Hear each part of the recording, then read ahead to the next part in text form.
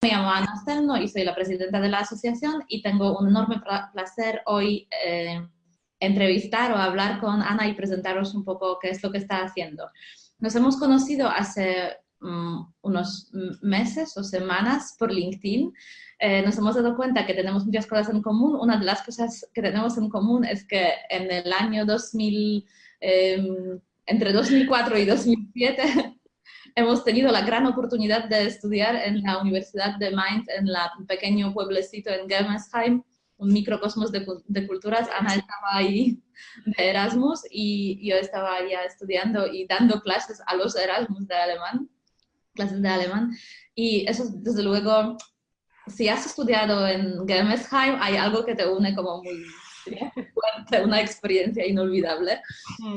Y luego, preparando el webinar y hablando, también nos hemos dado cuenta que tenemos como una visión sobre lo que es la competencia intercultural bastante parecida. Así que me encanta que Ana esté de acuerdo de compartir un poco de experiencias.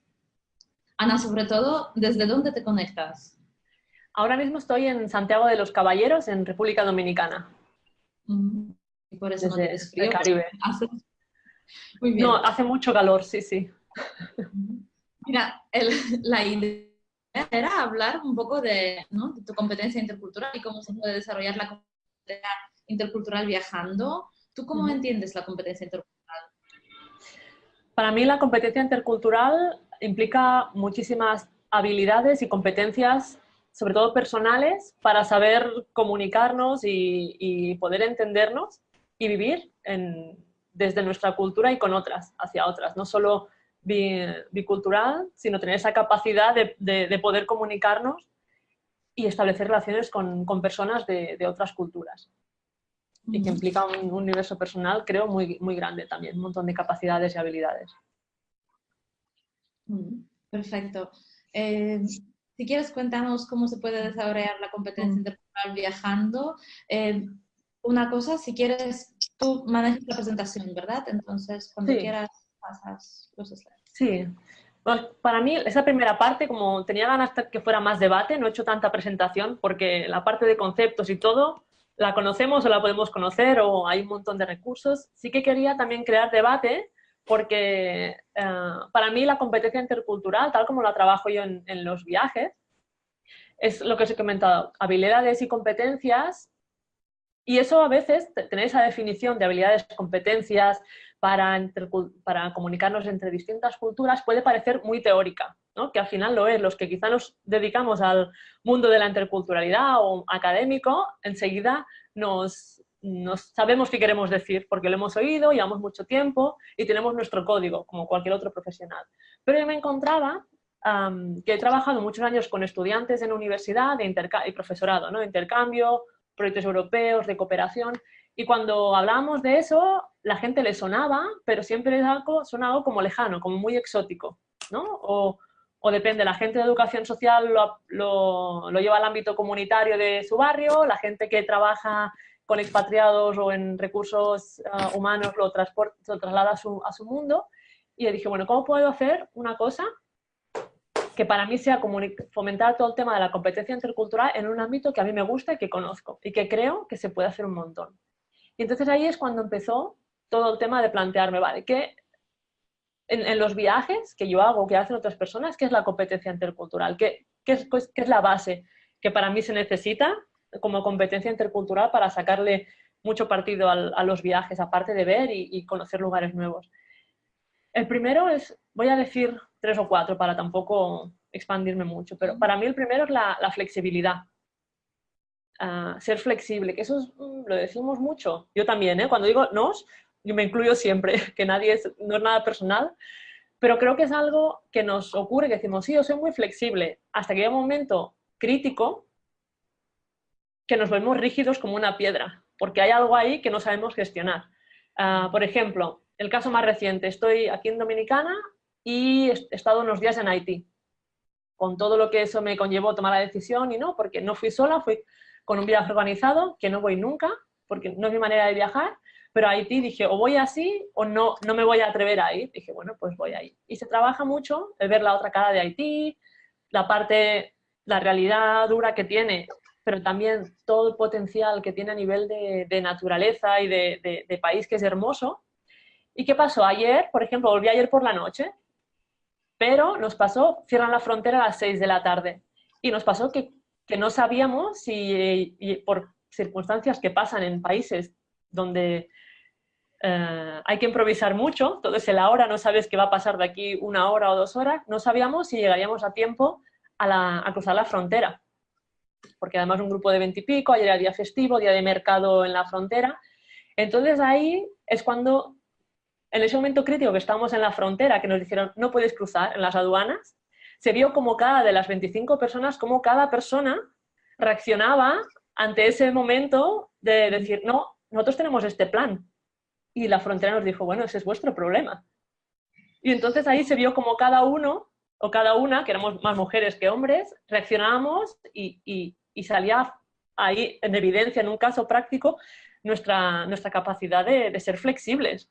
De decir, bueno, es que no podemos controlar lo que está pasando ahí. Al final, bueno, aquí las relaciones personales cuentan mucho, siempre ser flexible, siempre hay maneras, al final nos dieron el pasaporte, todo, y pudimos entrar en Dominicana.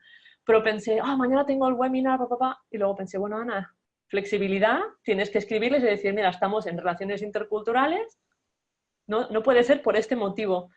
Y no, pensé, bueno, se solucionará. Y había gente que se volvió como loca y otra gente que se adaptó mejor, y ahí estoy observando y me gustó ver eso. Y pensé, eso tengo que contarlo mañana en el webinar, como todos. En nuestro entorno también ocurre, ¿no? En el día a día, pero cuando estás en un país donde todo es incierto o que desconocen los códigos, porque yo no tenía ni idea, o sea, porque nos llevaba una persona del lugar, entonces ahí va descodificando todo, pero es un reto añadido y ahí creo que la flexibilidad es una de las habilidades, capacidades que más se desarrolla o se tendría que desarrollar en los viajes desde mi punto de vista. ¿Nos vas a decir cómo has salido del país? Sí, ayer... ¿Cómo lo hicimos? Es que se ha cortado, perdón. Sí, no, al final en la frontera, como conocían a la guía, hace 7 años que empezó estos viajes a Haití, es puntera, porque solo hay 2 personas en Dominicana que organizan viajes a Haití. Entonces ella vino, conocí al de la aduana, hola Jenny, ¿cómo estás? ¿Qué tal? Pam, pam, pam. Y al final dijo, sí, no hay problema, vente. Pero tuvo que ver a la persona, reconocerla y tirar de las relaciones personales y no tanto de la normativa. Y ahí pudimos entrar. Buen ejemplo de un particularismo, ¿no? Muy importante de las relaciones. Muy bien. Exacto. Vale. Si queréis añadir, yo digo, me gustaría que fuera debate, si no estáis de acuerdo, queréis aportar algo, yo encantada de escucharos también. ¿De acuerdo? Sí, Ana también lo... Sí, vamos a deciros que abajo en el menú podéis ver que tiene un icono de un chat. Entonces podéis escribir las preguntas en el chat si queréis. Los recogemos y después de cada parte quizás hacemos un pequeño break. Yo creo que existe un riesgo, como sabemos que podemos estar aquí 5 horas hablando y la idea es en 1 hora, pues vamos a controlar el tiempo, así que si quieres un poco más, empezaste lo de que te gustaría hablar cosas sobre lo que es la competencia intercultural y has nombrado la flexibilidad ya. Si quieres, nombra las otras cosas y abrimos un pequeñito debate y luego un poco que nos cuentes qué es lo que tú te has llevado de cada país en el que has vivido, ¿no? Porque también es un buen ejemplo de competencia intercultural gracias a estos viajes. También, mientras tanto, me gustaría que a todas las personas que silenciéis los micrófonos. Abajo a la izquierda un icono de un micrófono, así que mientras no estáis hablando, por favor, siléncialo. Y eso.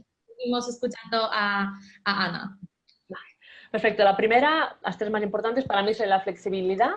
Luego la segunda, la capacidad de reformular el mensaje que queremos. Eso también es básico en interculturalidad porque, bueno, sabemos que hay comunicación directa e indirecta y hay que asegurar que el mensaje llega intentando no ofender o sin que se moleste la persona de la cultura que tenemos delante y al revés. Y esto en los viajes también, poniéndolo, dijéramos, a corto plazo, que no es un largo plazo, a corto plazo, puede solucionar muchos problemas también si si te diriges a alguien, cómo te diriges a la persona, si es primero hablándole, preguntándole cómo está, cómo ha ido el día, qué se dedica. En Haití eso lo tuvimos que hacer también, o en Dominicana. O si es directo para que te solucione el problema. Simplemente flexibilidad, todo el tema de la comunicación intercultural. Y la tercera, que sale muy poco y para mí es súper importante, es el tema del autoconocimiento. O sea, de conocerse para saber, de conocernos para saber cómo reaccionamos ante distintas situaciones, en situaciones más o menos límite o donde no conocemos el entorno donde estamos. Entonces, para mí esas serían las tres básicas: flexibilidad, comunicación intercultural y el autoconocimiento. Estábamos hablando de este, ¿no? ¿Te acuerdas? Estábamos hablando de este autoconocimiento que, por otro lado, es todas las cosas relacionadas con nuestras preferencias, ¿vale?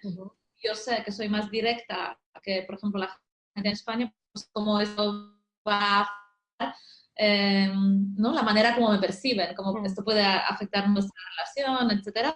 Pero también lo que comentaste tú, el estrés, cómo gestiono el estrés que me producen las diferencias, ¿no? O cuando me sacan de mi zona confort y continuamente estamos saliendo, ¿no? Cómo gestiono estas emociones. Entonces, sí que yo creo que cada vez más se dedica tiempo en las formaciones interculturales a esta parte, y creo que una buena formación consiste en eso, ¿no? En crear espacio para este autoconocimiento. Estábamos hablando también de los valores, ¿no? Sí, o sea, el tema de los valores, si miramos el tema de Shine, que habla de la cebolla, de las 3 capas de la cebolla, está primero dentro de la cultura, están lo vemos, lo objetivo, los objetos, lo que sería la ropa, cosas visuales que vemos que podemos identificar con cultura. Luego la segunda capa serían las normas y valores, que son las normas no escritas o escritas que tiene cada cultura. Entonces ahí es súper importante saber qué valor, detectar nuestros valores para poder saber en qué momento podemos estar teniendo o creando un conflicto sin darnos cuenta con personas de otra cultura. Porque que se crea un conflicto, bueno, es normal, o sea, conflictos pasan diariamente en la vida, pero saber cómo poder resolver ese conflicto cuando los códigos son distintos es muy importante, siempre aplicado al viaje. Intento llevarlo al viaje porque normalmente se da en periodos cortos de tiempo donde muchas personas no piensan en eso y enseguida ponemos calificativos o ponemos etiquetas a la persona que tenemos delante y de esa persona que tenemos esa situación se amplía a la cultura entera. Y ahí es donde salen todo el tema de los prejuicios y los estereotipos. Entonces creo que es muy importante saber qué valores tenemos, ¿no? Saberlos ubicar. Bueno, quizá esto, o al menos qué temas pueden ser muy sensibles a la hora de entablar, de resolver un conflicto con alguien, que puede parecernos muy obvio a quienes llevamos años en temas de interculturalidad, pero mucha gente que viaja simplemente para conocer no se plantea eso. Entonces siempre lleva el chip de igual que si estuviera en casa con las mismas referencias, y ahí hay que ser un poco más abierto con eso. Sí, me acuerdo que cuando estábamos hablando también has hablado, quizás es algo un poco más íntimo, pero si te parece bien, si ya estamos hablando, pues yo creo que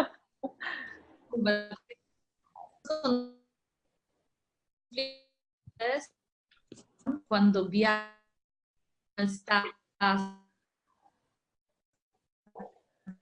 y te das cuenta que viajando no puedes atender las expectativas de los familiares, ¿no? Me acuerdo que me ha impactado mucho cuando me lo estabas contando, ¿no? De que te has dado cuenta que quizás hay expectativas de los familiares.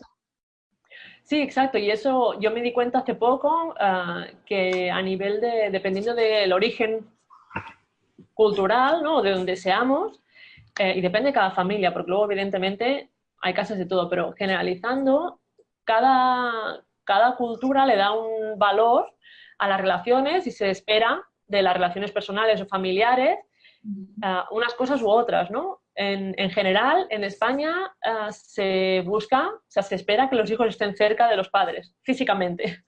¿No? España es conocido también en general por la poca movilidad que hay, incluso dentro de la misma provincia, de una ciudad a otra, ¿no? Hay gente que a veces vives a 1 hora y media, 2 horas, y bueno, es que mi hijo está lejos. Y eso, yo he tenido la suerte que mis padres no me lo han, o mi familia no me lo ha hecho directamente, pero sí que yo noto, o sea, esos valores míos, que es que yo como hija tendría que estar cerca, ¿no? Se espera de mí que esté cerca físicamente de mis padres, de mi familia y del día a día. Y entonces eso también es algo que yo a nivel personal sí que lo tengo que trabajar, por decir, bueno, o sea, el sentimiento de culpa, ¿no? También cuando vives fuera o cuando viajas constantemente o estás en otro lugar, muchas veces el sentimiento de culpa que eso se genera en la persona que viaja o que vive fuera en relación a la familia o lo que se espera de responsabilidades familiares. Sí, yo creo que es un muy buen ejemplo de que viajando nos damos cuenta de, ¿no? de muchas cosas porque se dan esas situaciones ¿no? de poder conocerse mejor. Yo estoy mirando el tiempo un poco y tengo muchas ganas de que nos cuentas este papelito que está en la segunda diapositiva, de qué va esta. Así que si quieres pasamos ya a la presentación. Sí. Vale. Aquí simplemente es esta diapositiva porque es como me pregunta, ¿no? Cuando hablé con Ana, me preguntó, ¿qué entiendes por competencia intercultural? Bueno, un poquito estuvimos hablando y ahí dije, vale, mi competencia intercultural, ¿cuándo empieza? Sin saber qué era eso, ¿cuándo empieza la curiosidad por saber, por moverme o por conocer otros lugares? Antes eran lugares, ¿no? Luego con el tiempo lo teorizas y son culturas y conocimiento y todo, pero de niña es la curiosidad de conocer otros lugares, ¿no? Y ese escrito es de cuando tenía, de mi diario personal, de cuando tenía 8 años, y que pone, a partir de ahora voy a coger la bicicleta y me voy a ir a China y desapareceré. O sea, los domingos me aburría en el pueblo cantidad. O sea, era una cosa y yo decía, tiene que haber más que esto. O sea, en el mundo tiene que haber mucho más que esto, que está bien, pero no es lo mío. Y entonces ya a los 8 años escribí eso. Pero es que este diario me lo regaló, le perdí la pista y mi madre me lo regaló el año pasado, 2018, para Reyes. Me dice, mira lo que he encontrado. Y mirando y dije, no me lo puedo creer, porque abrí el diario y vi lo de China. Y es que en ese momento yo estaba viviendo en China, un destino al que nunca le había prestado mucha atención. Entonces me gustó decir, ostras, cuando tenía 8 años, por decirlo de alguna manera, lo que apelaba era la curiosidad de viajar y acabé poniendo, me voy a ir a China y desapareceré, ¿no? Que ha sido como el anhelo de siempre. Y a partir de ahí es como cuando ya fui con curiosidad, mi familia no viajaba nadie, es algo que cuento siempre, que no viajaba nadie porque no se tenía la tradición y siempre era algo que me llamaba la atención y a partir de ahí es cuando eso me llevó a estudiar traducción, me llevó a hacer un Erasmus, luego otro Erasmus, luego prácticas fuera, bueno, toda la trayectoria como estudiante al máximo fuera. Y creo que es algo que en mi caso es el tema de los viajes cuando era niña y de adulta al final, hace muchos años que trabajo en ámbitos relacionados con esto, relaciones internacionales o en formación, y que es algo que olvidamos muchas veces de pequeños, o sea, de adultos. Irnos al origen de lo que nos gusta y nos mueve e intentar, bueno, cada uno lo que quiera, ¿no? Pero si realmente hay algo que nos mueva, yo siempre he intentado vincularme a lo que me movía, que era la opción de poder moverme por el mundo. Porque me doy cuenta que a mí a nivel personal me ayuda un montón a comprender más cosas de mí, pero también de cómo funciona el mundo, más allá de lo que cuentan es tópico, ¿no? Pero los medios de comunicación, que sí que creo que hay muchos que son muy buenos. Y si no los buscamos es porque no sabemos dónde buscar o dónde encontrarlos. Pero creo que para mí fue muy interesante ver al cabo de no sé, 20 y pico, casi 30 años, ver que la esencia era la misma a los 8 años que ahora. Y eso en palabras más mundanas de niña o de más adulta que se dedica a este tema, me pareció, bueno, no sé, me gustó mucho. La verdad es que fue... Una historia muy bonita. Vale, entonces, ¿dónde te fuiste? ¿Cómo empezaron tus viajes? Sí, bueno, el viaje típico bueno, hice un par de veranos de escapadas fuera, pero el primer viaje, dijéramos, de vivir fuera fue a Alemania. ¿Vale? Entonces he preparado un poquito aquí el que me llevo de cada lugar, simplemente el aprendizaje de los lugares donde considero que he vivido, aunque fueran de meses a un par de años, porque sí que quiero matizar mucho que yo no, por eso insisto mucho que siempre hablo de interculturalidad en viajes, porque siempre aclaro mucho que creo que es muy distinto cuando se migra a un país, que se va a vivir a un país un tiempo largo, que tiene que pasar todas las fases, dijéramos, y adaptarse a cómo son las normas, al día a día, a todo, y que sabes que eso es lo que hay, por decirlo así, ya se ha escogido como expat por migración económica, cada uno, pero es muy distinto eso que los viajes. Por eso siempre insisto mucho que es siempre aplicado a los viajes, porque luego en tema migración o refugiados entran otros temas mucho más complejos o distintos, dijéramos, que ahí no entro. ¿Vale? Por eso digo que yo aquí hablo de qué me llevo de cada lugar como aprendizaje, que he visto que también ayuda a personas, a estudiantes o a expats o a gente que decide viajar o ir a vivir un tiempo fuera. ¿Vale? Entonces, de Alemania. Eso fue en 2003, 2004, ese año que comentaba Ana, en Germersheim, que era un pueblo muy pequeño de Alemania, que me costó muchísimo. Me costó, no me gustó. Fue complicado, aprendí mucho, pero era un pueblo. O sea, yo quería salir de un pueblo para irme a una ciudad y me mandaron a una universidad muy buena, porque eso es cierto que es muy buena, y fue una experiencia muy buena, pero fue un año duro. Y de ahí lo que me llevo es, hay una canción de Drexler que se llama Movimiento, que dice, yo no soy de aquí, pero tú tampoco, ¿no? Y en Alemania me recordaron mucho que yo no era de ahí. Fue la primera vez que yo estaba en el lugar del otro, en el lugar de una persona de otro país que no es muy bien recibida.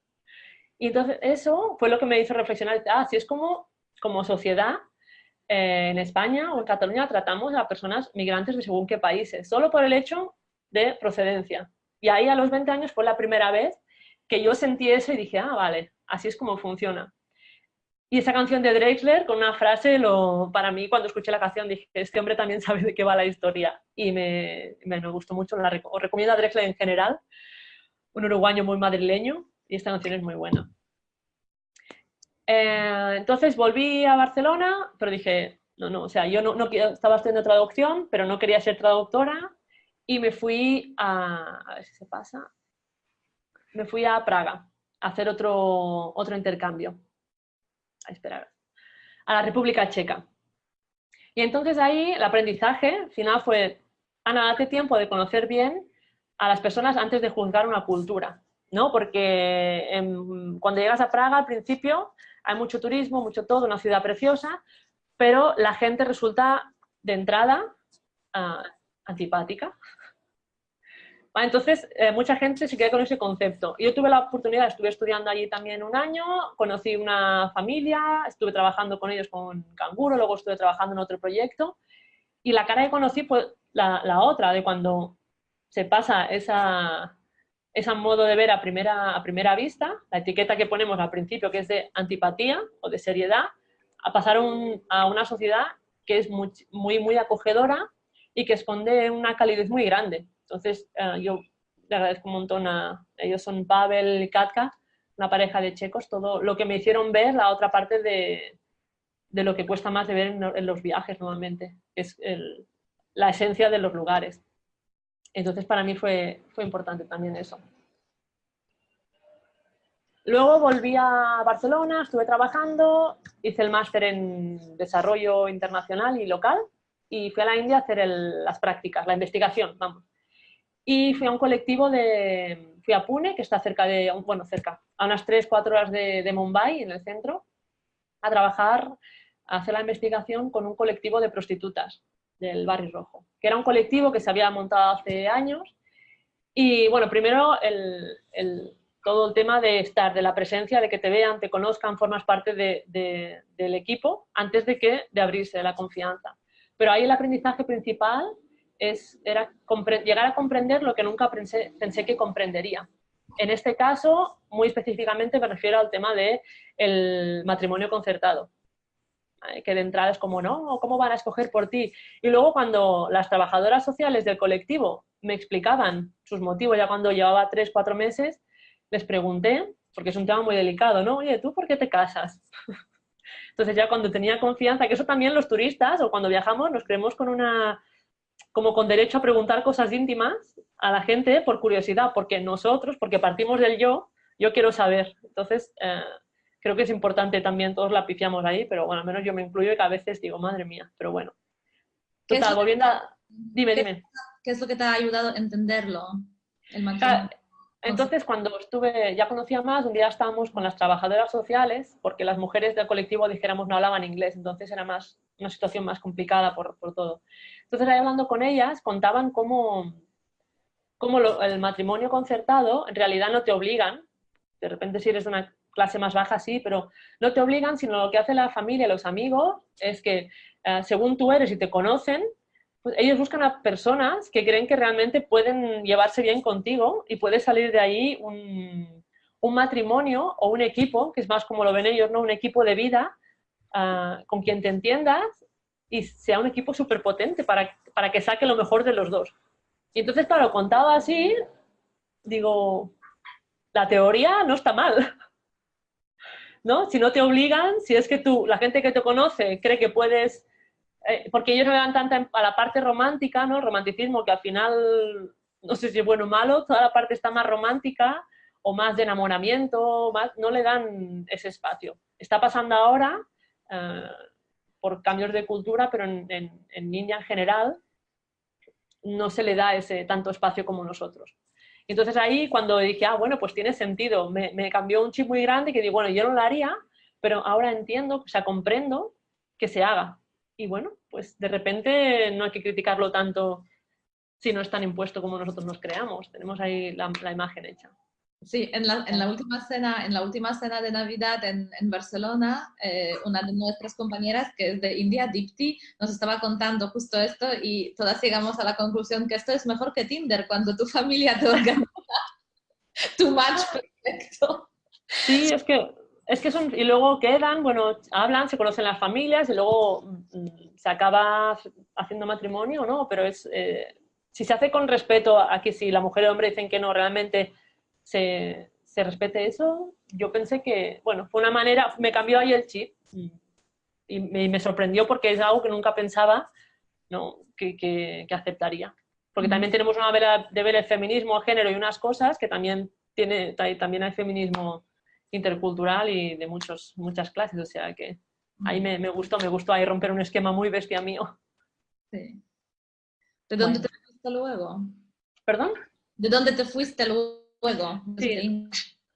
Luego volví y luego siempre tengo un vínculo muy grande con Perú. En el Cusco me fui en 2010 para un proyecto allí y luego he ido volviendo. Entonces estoy haciendo el doctorado también con estudios de allá.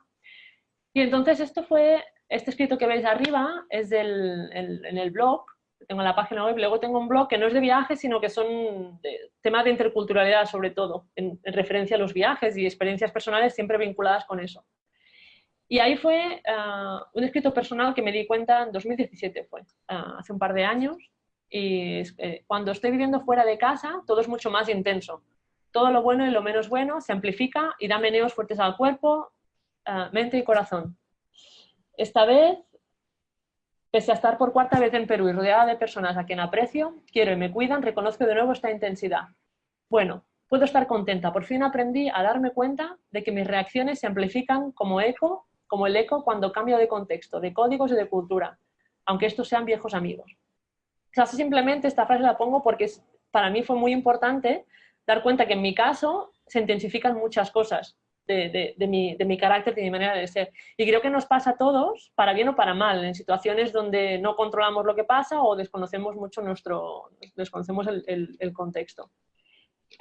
Y creo que eso pasa a menudo, tanto si se emigra como si se viaja a menudo. Lo que pasa es que yo lo llevo a viaje porque al cambiar cada mes de lugar, como que me doy tortas más a menudo en contextos distintos. Y es una reflexión que creo que es muy importante. Luego, a ver. Ay, perdona, que se está viendo ahí. Vale. Luego volví, bueno, así, y el año pasado me ofrecieron, hace un par de años me ofrecieron trabajo en China, que no me lo esperaba para nada, y decidí irme a China. Fui a Changsha, que no recuerdo quién era, si era Rosela, que había estado viviendo en China unos años, comentó. Fui a Changsha, que es Hunan, y de ahí aprendí muchísimas cosas, porque desconocía mucho China, y China es enorme. Cada provincia es un mundo y tiene una historia milenaria, pero un aprendizaje muy simple pero muy importante, que me di cuenta, es que, por ejemplo, la vergüenza, ¿no? Qué relativo que es el sentimiento de vergüenza. Porque allá en China no... lo que viví yo es que no les da vergüenza exponerse con cosas que nosotros pasaríamos vergüenza, o ponerse cositas en la cabeza, o vestirse lo que nosotros decimos hortera o llamativo, o simplemente como esta imagen que hay aquí, que es que casi al final que estaba allá, dijeron, ya vamos al campo. Y ahí dijeron, bueno, después de comer, hicieron lo que hacen ellos, que es ponerse a bailar canciones, coreografías y luego modificarlas con el móvil y poner videoclips, que yo pensaba, madre mía, cuando lo vi dije, yo no soy capaz de hacer esto. Y luego pensé, Ana, ¿por qué no? O sea, estás haciendo en un país, estás trabajando con un equipo de personas locales, te están abriendo su puerta, que eso cuesta bastante en esa región de China. Digo, ¿por qué no? Si ellos, su sobremesa es bailar y cantar o darle al karaoke, dale. Entonces ahí pensé, ¿por qué no? A veces desbloqueé eso en mí y luego puse este post, no tanto por el vídeo, que luego si queréis lo comparto, es muy tonto, pero por los comentarios que me dejó la gente en el Facebook, que eso fue lo que me chocó, que ha sido de los vídeos, de los posts, que la gente me ha comentado, es un ejemplo de relativismo cultural, eso es interculturalidad, cosas así que nunca había pensado. Y digo, eso es lo que entendemos, lo que entiende la gente que no estudia relaciones interculturales, ¿no? Al final, cómo se cambia de pasar vergüenza en tu casa a no pasarla afuera. O sea, como todo es, en ese sentido, súper relativo. Y es como una, ¿no?, una oportunidad genial para realmente poder desarrollar tu competencia intercultural, medirla un poco, ¿no? Porque ahí la pones en marcha y ves cómo reaccionas, cuál es tu reacción y qué es lo que podrías, ¿no? Sí, y este ejemplo es como muy del día a día, muy diario, ¿no? Pero bueno, para mí China ha sido desmontar un montón de estereotipos y prejuicios y también ponerme a prueba, porque trabajar en un contexto chino donde no hay extranjeros, en una parte de China que no es, dijéramos, de las que le llaman de primer nivel, que serían Shanghái, Pekín, Guangzhou, otras ciudades, trabajar en equipos chinos es complicado, porque la escala de valores es totalmente distinta, los códigos totalmente distintos, el particularismo, luego el colectivismo, hay muchos factores que hacen que sea complicado. Para mí fue muy interesante, pero yo siempre digo que fue muy complicado. O sea, creo que ha sido el lugar más complicado donde he estado viviendo. Tuve 9 meses y ahí, Didi. Sí, este momento cuando llegas a tus límites, porque decides, sí, vale, esto no acepto, esto no viene conmigo y aquí no puedo desarrollar más mi competencia intercultural, o llámalo como quieras, porque también decidiste, ¿no?, que es como demasiado particularismo, demasiado que no quieres participar en este... No, claro, desde mi punto de vista, porque es como en todos lugares, ¿no? A veces si quieres algo y estás en ese contexto, tienes que aceptar las normas. Quizá puedes cambiar algo, pero es muy lento el cambio. Si quieres comentar un poco, porque me he dado cuenta que estamos ahí utilizando los conceptos de particularismo, etcétera, pero ¿qué exactamente te estaba pasando, ¿no? ¿Qué es lo que se esperaba de ti y esto no iba contigo? Sí. A ver, es complejo porque, yo estaba trabajando con una universidad española allá en China, entonces es que es complicado porque es que China es complejo. A ver, ¿cómo lo cuento? Por ejemplo, allá cuentan mucho las relaciones personales, los contactos que tenga y la presencia de extranjeros, sobre todo. ¿Vale? Hablo del caso concreto de Changsha, Hunan. Entonces, muy importante que yo estuviera en los lugares como extranjera, yo y los 3 extranjeros más que estábamos en el lugar donde trabajaba. Entonces, el hecho de que reclamaran nuestra presencia para estar allí y estuviéramos en las fotos, que poder mostrar, ¿no?, que había extranjeros, pero luego sin escucharnos, para los occidentales creo que es muy complicado porque nos sentimos utilizados, ¿no? Es como, me quieren aquí para la foto, pero luego no me escuchan. Pero sí que escuchan. Lo que pasa es que lo hacen es a partir de no es a partir de lo que tengas que decir, sino es a partir de estar allí, estar presente, presencia, ver que realmente sigue sus códigos, ¿no? Que es estar en la reunión y seguir la escala de jerarquía, ¿no? De saber cuando te sientes en la mesa redonda de comer dónde tienes que sentarte, a quién te presentan, cómo se saluda, que para nosotros pueden parecer cosas muy tópicas, pero es que es así al hacer negocio. Y entonces todo ese particularismo de las relaciones personales llega a un punto que tienes que escoger entrar o no entrar. Vale, me siento cómoda con esta manera de trabajar y entro porque me compensa, o no me siento cómoda, no es la manera como yo quiero moverme, aunque aquí funciona así. Entonces, si yo no estoy dispuesta a trabajar en ese particularismo, moverme en ese tema tan de relaciones personales, tengo que salir, porque no funciona. Pero eso podría pasar en España, porque eso también funciona mucho a nivel de relaciones personales, de otra manera. Pero en España me sé los códigos y decido no entrar tanto.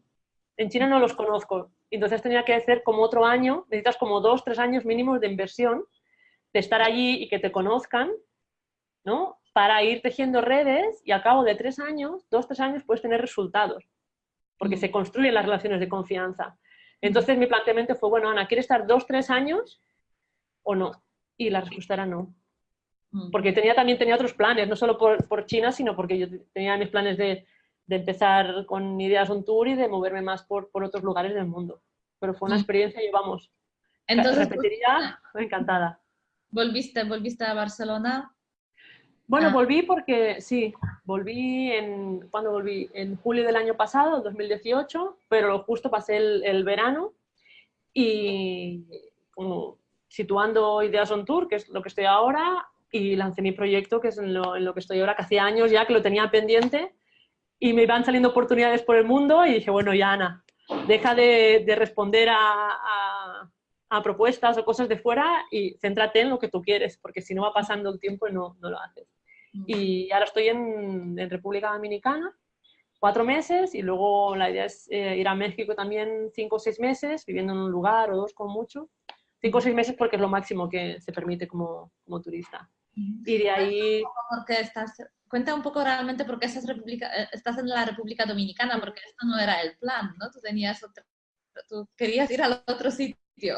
Sí, quería la idea era ir a Puerto Rico, también 5 o 6 meses, ¿no? Y para eso pedí el visado de turista, que es para 6 meses, y fue la embajada, Madrid y todo, y lo denegaron.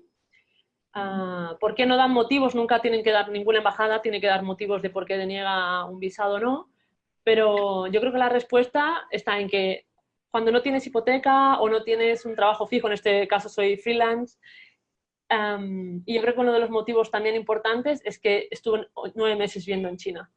Y en un momento donde las relaciones internacionales y económicas a nivel entre China y Estados Unidos están muy tensas, es muy probable que eso haya también afectado a que no pueda ir a Puerto Rico, que en otros temas, si es Estados Unidos o no, pero bueno, tienes que ir a la embajada igual. Y nada, entonces decimos, bueno, pues dijimos, pues si nos puede ser Puerto Rico.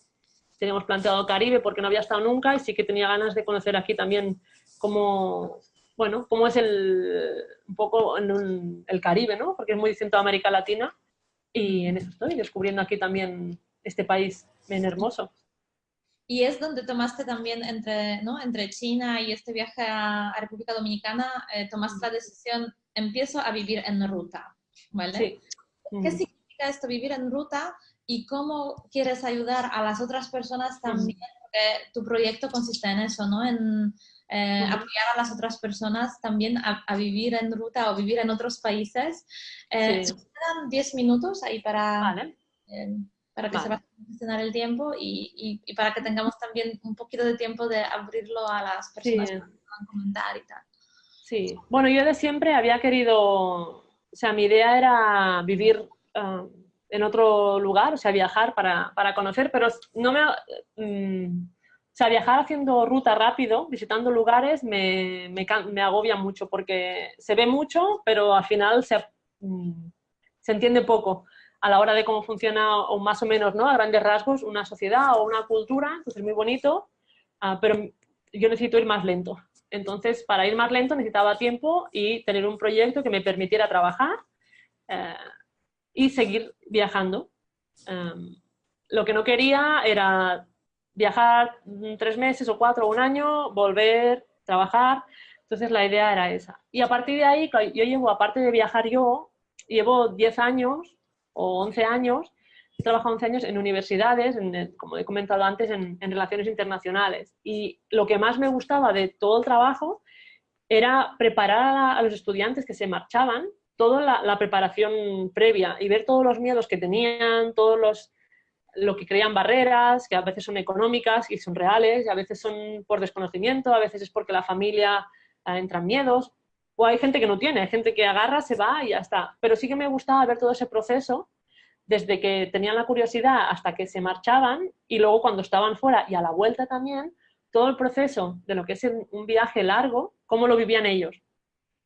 Más lo sumado con toda mi experiencia, dije, ostras, Ana, digo, si es que aquí tienes tú sabes, me gusta y sé hacer todo el proceso de acompañamiento intercultural, porque ahí también dábamos toda la formación previa para que se marcharan, o los que venían, tanto profesores como estudiantes a la vuelta, como darle la bienvenida, todo, orientación, todo eso. Y dije, bueno, pues si realmente es eso lo que te gusta, tengo toda la parte también de cooperación, que creo que es súper importante poner muy bien el contexto del lugar del mundo donde se va, para no pifiarla más cuando se va a ayudar, entre comillas, que no contextualizar muy bien todo eso y preparar muy bien a la persona para que realmente, bueno, no vamos a cambiar el mundo, pero 1 más 1 son 2, 2 más 2 son 4, 4 más 4 somos 8, entonces ahí poquito a poco. Y ahí es donde dije, bueno, pues Ideas on Tour yo lo empecé hace 3 años como blog, pero no tanto de viajes, sino a raíz de experiencias personales y cómo lo vinculaba eso a las culturas.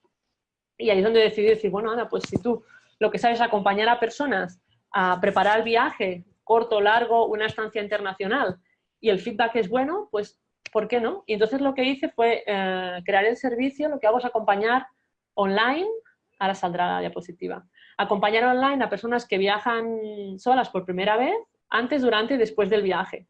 O sea, alguien que dice, yo tengo ganas de irme a hacer un voluntariado o un viaje o lo que sea, pero no me atrevo, pues venga, vamos a prepararlo todo. O sea, yo no organizo, no hago de agencia de viajes, sino que preparo a nivel personal toda la parte práctica, pues ¿qué necesitas? Se necesita mirar un billete de avión, un seguro, lo que sea.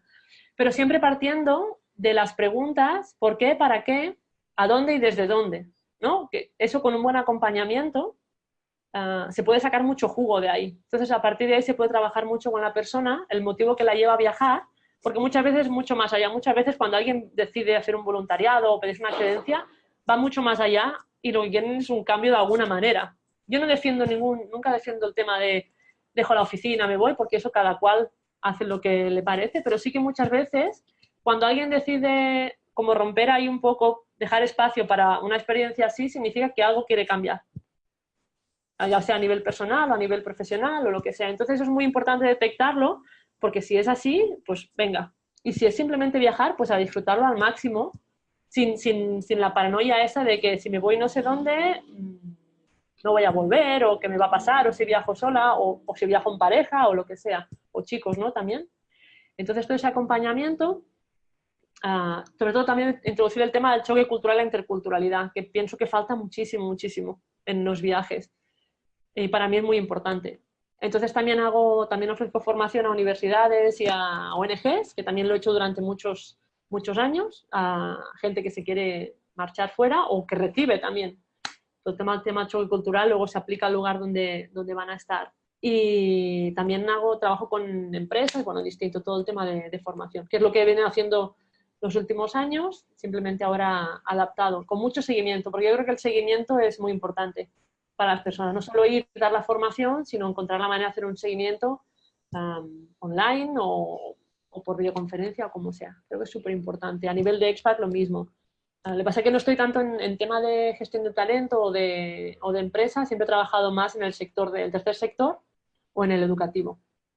Y ahí es donde estoy ahora, con Ideas on Tour. Lo hago presencial, que seguramente septiembre, octubre iré para Barcelona, para España, tengo ahí varias cositas, pero también online. Y fomentar las maneras de viajar un poco más conscientes, que se puede viajar, yo siempre digo que se puede viajar desde el sofá de casa con literatura y con un montón de recursos y conociendo desde casa, para que no pueda viajar, porque también es una realidad que hay muchas personas que no pueden viajar, pero igualmente se puede cambiar la manera de cómo miramos el mundo. Y yo estoy convencidísima de ello, que se puede trabajar la interculturalidad de muchas maneras, empezando por gente que quiere viajar, que es la que puede estar más predispuesta también a todo eso.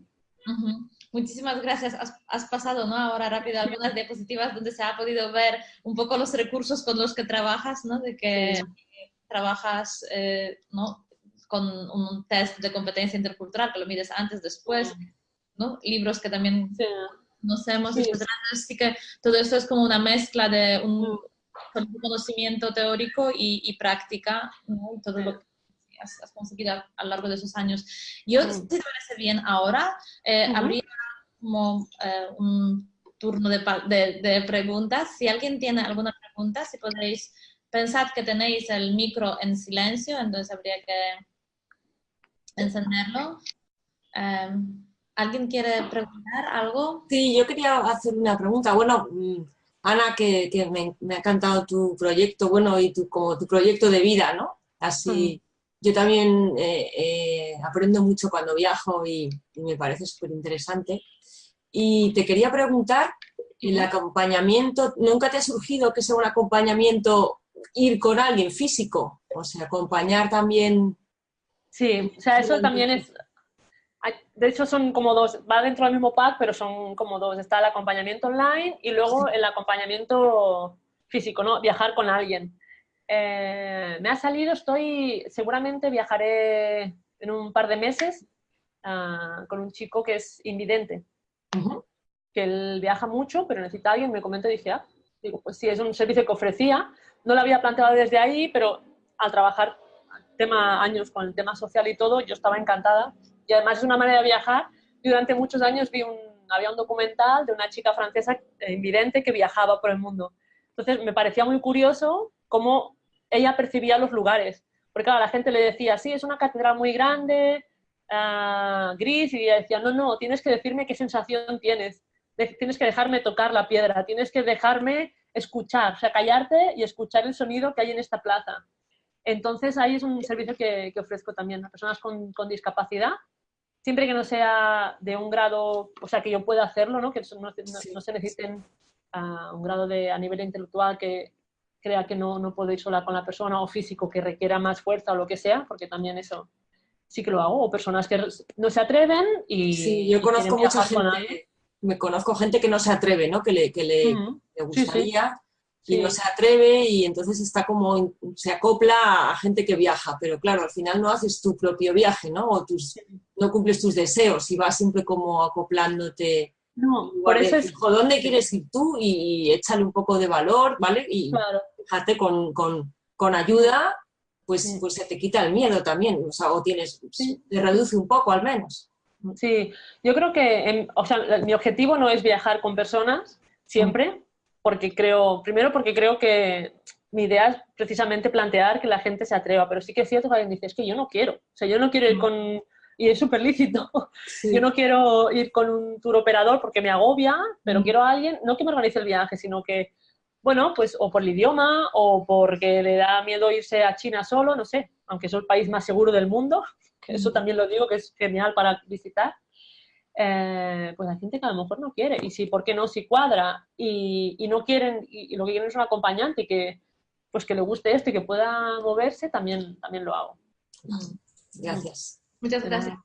Si os parece bien, hacemos una pregunta más y luego cerramos. Nos quedaremos las que quieren quedarse para hablar, pero cerraremos ya como la parte oficial, ¿vale? Porque veo que hay personas que se han conectado que son nuevas y justo hoy se han apuntado a Cietar. He visto una persona ahora que es nueva, o sea, la más nueva porque se ha apuntado esta tarde. Wow. Para que se sepa que se puede apuntar a Cietar en cada momento. ¿Alguien tiene alguna pregunta más a Ana?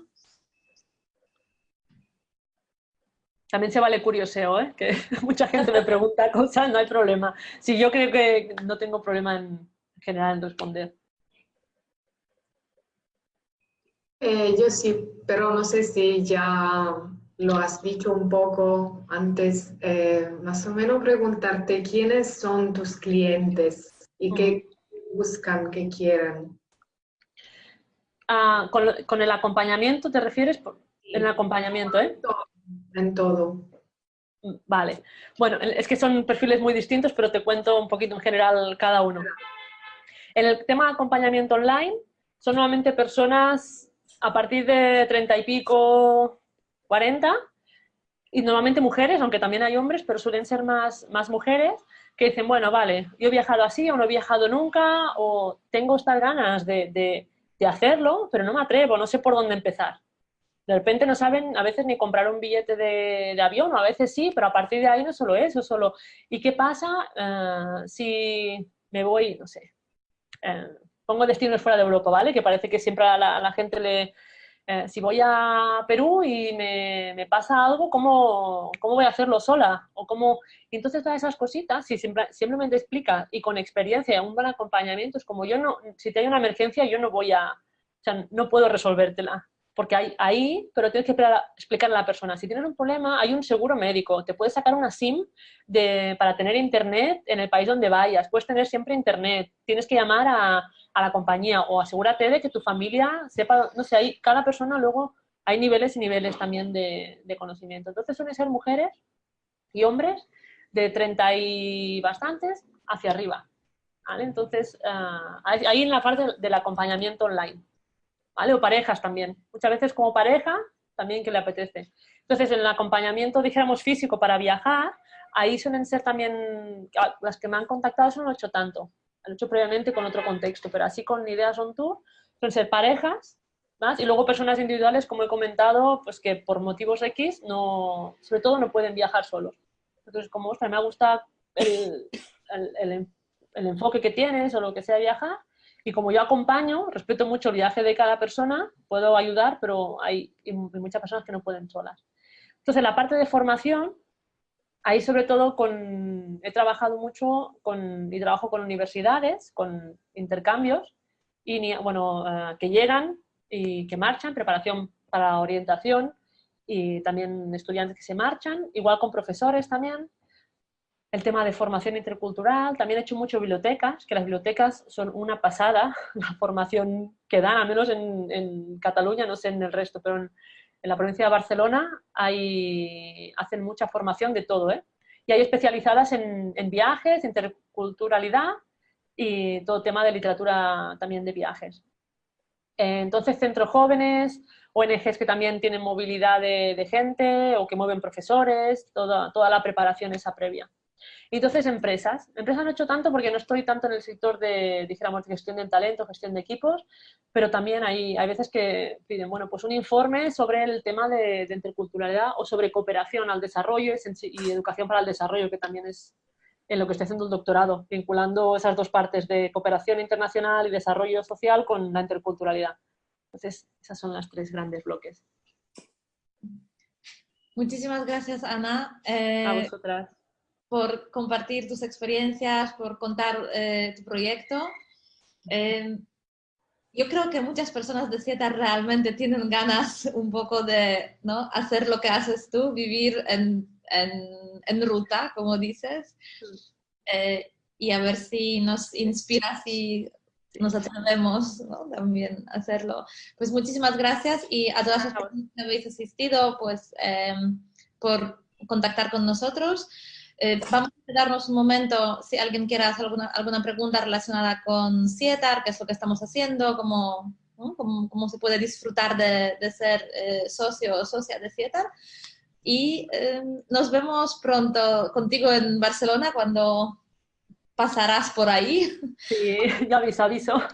Sí, y con las otras personas online. Así que muchísimas gracias. Buenas noches. Bona nit, gute Nacht, dobranot. Dobranot. Adiós. Adiós.